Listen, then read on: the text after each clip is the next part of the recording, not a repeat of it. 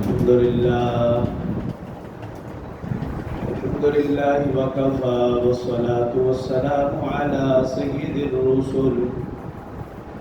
والصلاة والسلام على سيد الرسل وخاتم الأنبياء وعلى آله المجتبى وأصحابه الأتقياء ونشهد أن سيدنا وسندنا وحبيبنا وشفيعنا ومرشدنا ومولانا محمدا عبده ورسوله صلى الله تعالى عليه وعلى آله وأصحابه وأحبابه وأزواجه وذرياته وأهل بيته أجمعين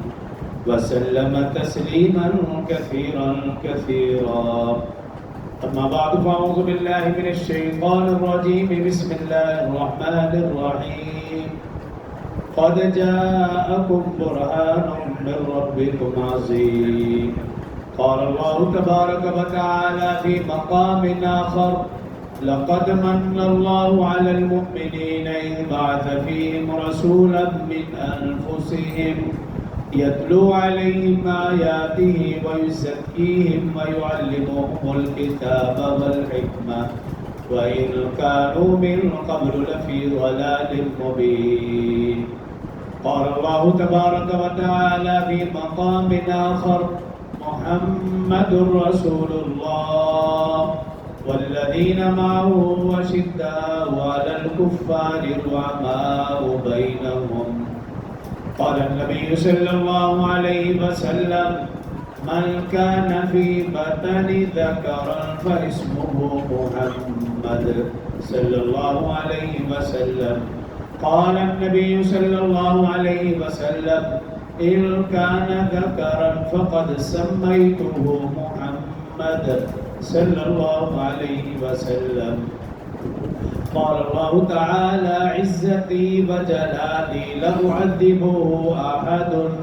تمسني باسمك في النار أو كما قال عليه الصلاة والسلام صدق الله العظيم وصدق رسوله النبي الكريم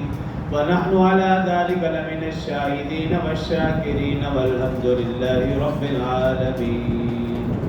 तमाम आबाद सवाब की नियत से नमाज वाला दुरूद शरीफ बाबा से बुलंद पढ़ लें अल्लाहुम्मा सल्लि अला मुहम्मद व अला आलि मुहम्मद कमा सल्लैता अला इब्राहीम व अला आलि इब्राहीम इन्नका हमीदुम मजीद अल्लाहुम्मा बारिक अला मुहम्मद व अला आलि मुहम्मद